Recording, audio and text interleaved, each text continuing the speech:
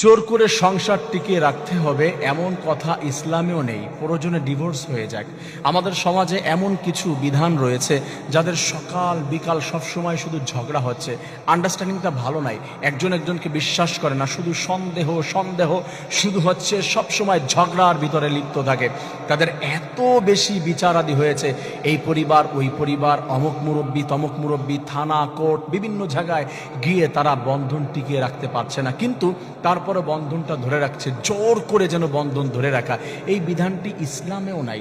কারণ হযরত ইসমাঈল আলাইহিস সালাতু ওয়াস সালাম বিবাহ করলেন, ইব্রাহিম আলাইহিস সালাতু ওয়াস সালাম গিয়ে বললেন, তার ওয়াইফকেই বলে আসলেন তার কাছেই যে তুমি তোমার ঘরের চৌকাঠটি চেঞ্জ করে ফেলবে, তার মানে তুমি তোমার ওয়াইফকে ডিভোর্স দিয়ে দিবে, এই কথা বলা হলো। তার নবী রাসূল পর্যন্ত তারা স্ত্রীদেরকে ডিভোর্স দিয়েছে। রাসূল করিম সাল্লাল্লাহু আলাইহি ওয়াসাল্লাম তার স্ত্রীকে ডিভোর্স দিয়েছে, তার দুজন স্ত্রীকে ডিভোর্স দিয়েছিল।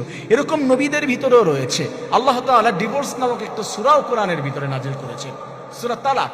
আমি ডিভোর্স বলেছি ইংলিশে। আল্লাহ তাআলা বলছেন, ইয়া আইয়ুহান নাবিয়্যু ইযা তাল্লাকতুমুন নিসা ফাতাল্লিকুহুন, হে নবীগণ, ইয়া আইয়ুহান নাবিয়্যু ইযা, আপনারা যখন তাল্লাকতুমুন নিসা স্ত্রীদেরকে ডিভোর্স দিবেন, তালাক দিবেন, তার মানে তালাকের বিধান কোরআনের মধ্যে, ইসলামের মধ্যে, শরীয়তের মধ্যে রয়েছে।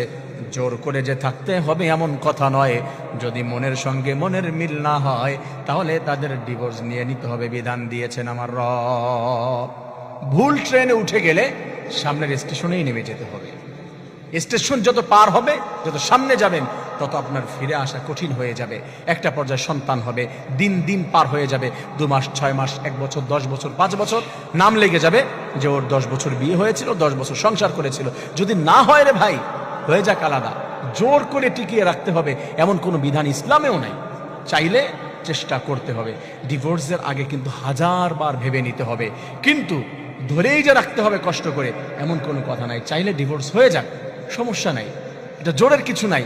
বিধান যেহেতু ইসলামে আছে, আপনারা আবার মন খারাপ করেন না কেউ যে আমি ডিভোর্সের দিকে মানুষদেরকে ধাবিত করছি। আল্লাহি, আল্লাহর কসম, আমি চাচ্ছি এটা মনের যদি মিল না হয়, দুজন দুজনকে যদি না বুঝতে পারে, যদি সম্পর্ক ভালো না হয়, এই ঘরটা জান্নাত নয়, নরক হয়ে যায়। না পায় বসে শান্তি, শুয়ে শান্তি, ঘুমিয়ে শান্তি, অফিস করে শান্তি, খেয়ে শান্তি, কোনো জায়গায় শান্তি পায় না। ইভেন ফিজিক্যালিও কোনো শান্তি পায় না দুজন দুজনে। তো সেই সময় কি দরকার কষ্ট করে? সমাজের কথা ভাবছেন, তাই না? সমাজ কি করবে? আপনাকে শান্তি দিতে পারে সমাজ? শান্তিতে রাখতে পেরেছে? পারে নাই। তাহলে সমাজ কি বলবে? কি বলেছে সমাজ? হযরত ইসমাঈল ওয়াইফকে ডিভোর্স দিয়েছিল, রাসূল সাল্লাল্লাহু আলাইহি ওয়াসাল্লাম ডিভোর্স দিয়েছে। কি বলেছে সমাজ? সমাজে কি দেয়? ভালো কিছু দেয় না, খারাপ দিতে পারে। তা সেদিকে ভ্রুক্ষেপ না করে, যদি ভালো না হয় আলাদা হয়ে যেতে হবে, চেষ্টা করতে হবে, সর্বোচ্চ চেষ্টা। আল্লাহ তাআলা আমাদের প্রত্যেকটি পরিবারকে জান্নাতি পরিবার হিসেবে কবুল করে নিন, আমিন। আর যদি কারো না হয়, আল্লাহ দ্রুত সুন্দর একটা ব্যবস্থা করে প্রত্যেকের মনকে ফ্রেশ করে দিয়ে আল্লাহ তাআলা প্রত্যেককে মানসিক প্রশান্তি দান করে দিন, আমিন।